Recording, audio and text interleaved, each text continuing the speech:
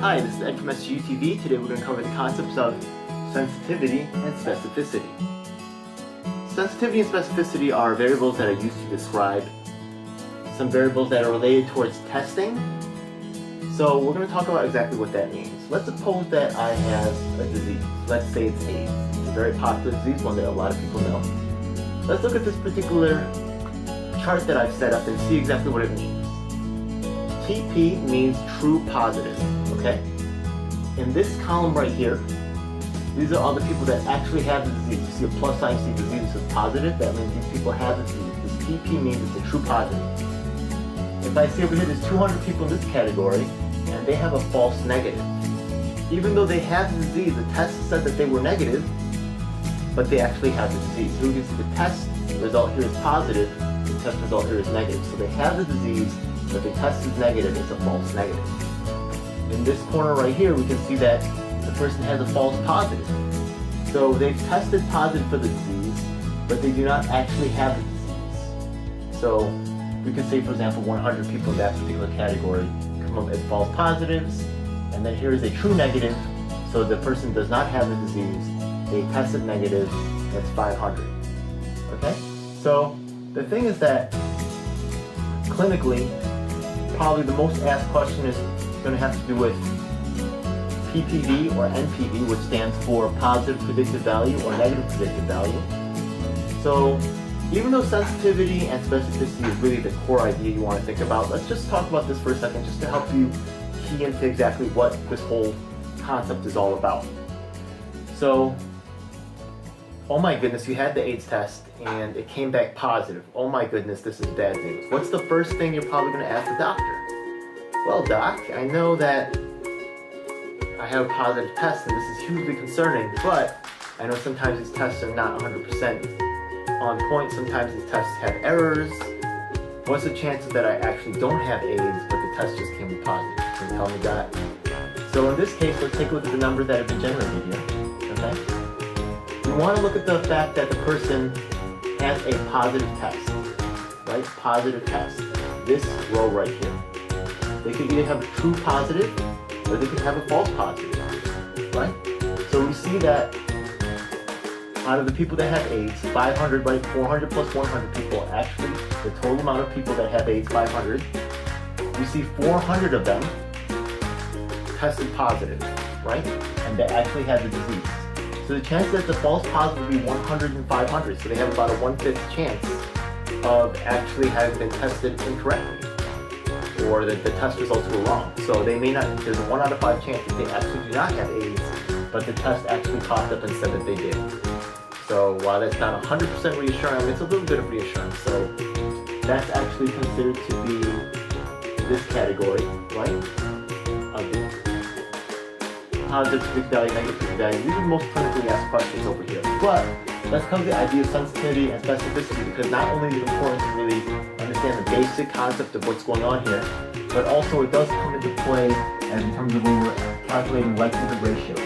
You can see that we have the SN, which stands for sensitivity on the top, 1 minus specificity on the bottom. Okay, so you have to understand and be able to calculate these things. Even though this is the most clinically relevant one, you're going to need this for other calculations, so let's talk about that. Okay, so I already explained what this is, but we're going to come back to that again later just to talk about some other issues regarding these particular numbers.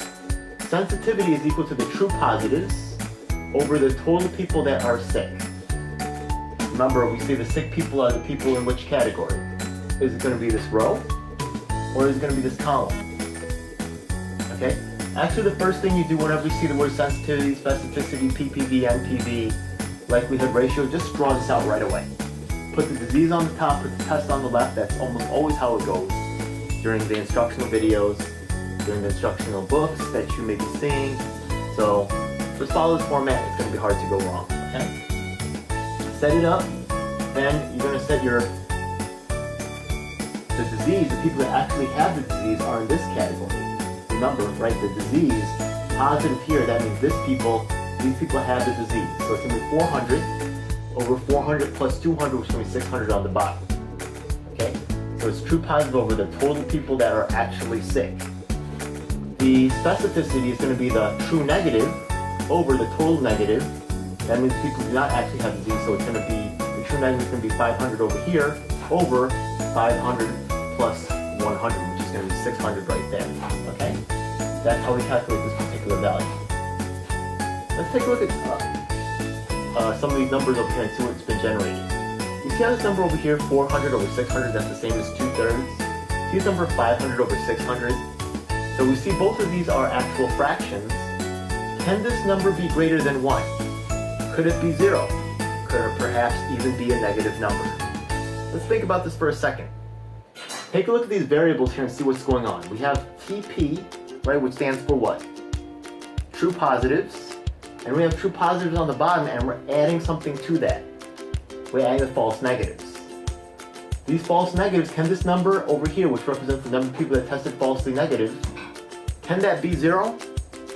Yeah, it could be 0. It's unlikely. It could be 0. Could it be a negative number?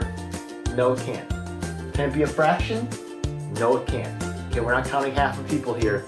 We're only counting whole people. Okay, so it's got to be, it could possibly be 0. There's a vague possibility, but it's improbable. But just so you know, this number cannot be a negative number, and the number cannot actually be greater than 1 if we take this whole thing into consideration. Okay? The same thing is true for our positive predicted value and our negative predicted value. Let's take a look at it. Over here we have the true positive, which is 400, over the true positive plus the false positives over here, right, which is going to be 500. The true negative over here, right, is going to be 500, and this is going to be over the true negative plus the false negative, right, which is going to be 500 plus 200, which is going to be 700. Now, I said I was going to come back to this particular topic, these PPVs and NPVs, for a reason, and I think that there's an easy concept that you could mess up here and make a mistake, especially if you're hurrying on the exam. Sometimes I tend to do that myself. So, sensitivity, we kind of associate that in our mind with the true positives. Specificities, we kind of have that as a true negative, right? So TP over here, we're thinking true positives, true negatives again, but let's take a look at some numbers here. When we had the sensitivity, it was 400 over 600, and the specificity was 500 over 600. Specificity is actually larger than the sensitivity, and I have it circled as such. So you might be looking at it, you have a question on there, you see PPV, NPV, which one's larger? You just thought to yourself, oh, the specificity's larger, so I'm too lazy to do the calculation. I know they're somewhat related, I'm just going to check off NPV. Is this correct? Well, let's do the numbers again. Let's see what happens if I take the TP, which is 400, and I take the TP plus the FP, right? You can see actually instead of making a P, I made it a plus sign. That's just because in med school everything's got to have 3 or 4 names. They've got to present you in all these different ways that could mess you up. So I drew this with purple. I made little highlights around it so it just jumps out a little bit more. But you'll notice that everywhere else on the board, I really kind of refer to them by their regular FN, TN, FP, TP. But okay, so let's go back to here. TP plus FP, right? TP plus FP is going to be 500, 400 over 500. This one is equal to 500 over 700, which is the TN plus the FN. 500 to 200 is 700 on the bottom. I've done the conversions over here. 4/5 is equal to 28 over 35, and 5/7 is equal to 25 over 35. So yes, the PPV is actually larger, right? You're going to see the true positive, and it looks like, you know, maybe it says the 500 over here. It looks like this one's bigger, right? 500. It makes you want to pick NPV. You better run those numbers because that's the only way you're going to get this question right. Here's another way that numbers can play a little game with you, so let's get into it, okay? Let's talk about this concept of likelihood ratios. Likelihood ratios, I thought it's pretty clear. I mean, you said you had this test over here, doc, I have AIDS, blah, blah, blah. What likelihood ratio? So I go see the doctor and I ask him for the likelihood ratio. What does that even mean? Okay, let's talk about it. Likelihood ratio is a number that's generated from these other numbers, and what likelihood ratio is going to tell you is if you can, there's something called, this is the hypothesis, right? A hypothesis is a theory. The theory could be, oh, I have AIDS. The theory could be, the test is right, the test is wrong, the test is good, the test is no good. If the likelihood ratio is too small, we can reject the hypothesis. If the likelihood ratio is high, then the hypothesis is probably true, right? And that's what that really means. So let's take a look at these numbers because it's easy to just jam the numbers, memorize them. I'll tell you how to memorize it right now. But let's take a look at what these numbers actually mean, because just like over here, right, understanding that the numbers cannot be less than 1, understanding that they cannot be greater than 1, I mean less than 0 or greater than 1. I mean, I think it helps us up to understand what these numbers are really trying to do, okay? So the likelihood ratio is equal to Sn over Sp. Okay, and I do the same thing when I write LR plus, I write LR minus. I write Sn on top and the Sp is on the bottom, right? Sn over Sp, it's just something I memorized. Then from there, I just put the 1 minus in the middle, right? And then I'm good to go. I have the whole thing laid out, there's really no problems, okay? So Sn over Sp, and we just put 1 minus in the middle, and just make sure it's the LR plus or the LR minus. So you got your formula if you need to just solve something, you're good to go. So let's talk about what does Sn actually mean. What is sensitivity? Sensitivity, once again, is the chance of a true positive out of those with the actual disease. 1 minus specificity, what is that? That means anything but a true negative out of people without the disease. So after I run the numbers, right, we see the sensitivity in this case was 2/3, right? 4/6 or 2/3. And I put this over 1 minus 5/6, which is over here, right? We get this actually come out to become 4, right? 2/3 divided by 1/6 equals 4. And I did the same thing over here with the likelihood ratio with the negative predicted value, right? And I ran the numbers, 1 minus Sn. You see that Sn is actually going to be what? 4/6, so it's going to be this is going to be 2 1 time. Actually, this will come out to be 2/5 over here. So you might say to yourself, oh, well that's very interesting, right? If this is 2/5 over here, we can see that there's a relationship 4 to 1, 2 to 5, and you might say to yourself, oh my goodness, we just discovered something that's so cool. Maybe for likelihood ratio, all I gotta do is put the true positive or the false positive, and for the likelihood ratio negative, all I gotta do is put the false negatives or the true negatives, and I'll just come up with the answer because Ed just ran these numbers and it seems to work out. Well, let's not just jump over that bridge, shall we? Let's examine exactly what's going on. First of all, if we break these numbers down, these ideas down into variables themselves, I tried to cancel them out because I got excited myself when I found this out. And I was like, oh, maybe this is a thing.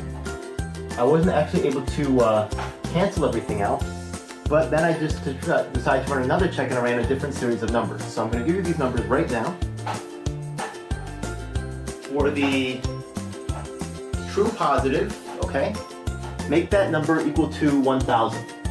And for the false positive, make that number equal to 100. For your false negative, make the number 100. And for the true negative, make the number 500. Try running those numbers now and see what you come up with for sensitivity, specificity, PPV, NPV, LR positive, and LR negative. Okay, I'll give you a moment to do that right now.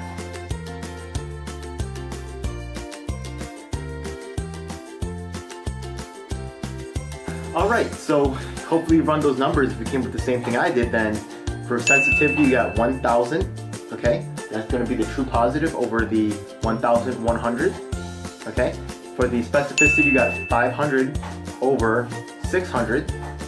For the PPV you got 1,000 over 1,100. For NPV you got 500 over 600.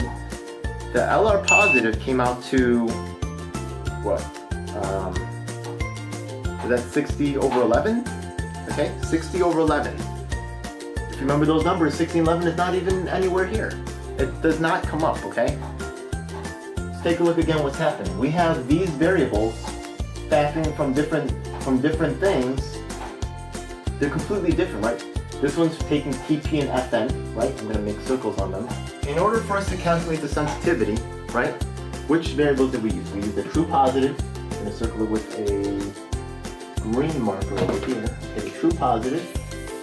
We use the true positive and we use also the false negative. Okay. For the specificity, we use the true negative, right, over here, and then we also use the false positive over here. So if you can see, what we're doing is by combining these numbers, these things are not really canceling out, right? They're somewhat independent units. You can express D as a function of, if you say A plus B plus C plus D equals N, that you can express D as a function of A, B, C, and N. That's what I tried to do over here, but once I started to have double variables, I decided not to go further into it because things start to square out and get all crazy. So I just tried running a different set of numbers and it actually does not work. So be very careful with numbers, okay? Just hope that this video was informational. I think it was helpful for me. I hope it'll be helpful for you as well. Please make sure to leave any comments below if you have any questions regarding this particular topic. I'll be glad to try to explain it to you, alright? Have a good one, thanks. Alright, that's it. Thanks for checking out SGU TV. Please make sure to like, comment, and subscribe, and check out our other videos.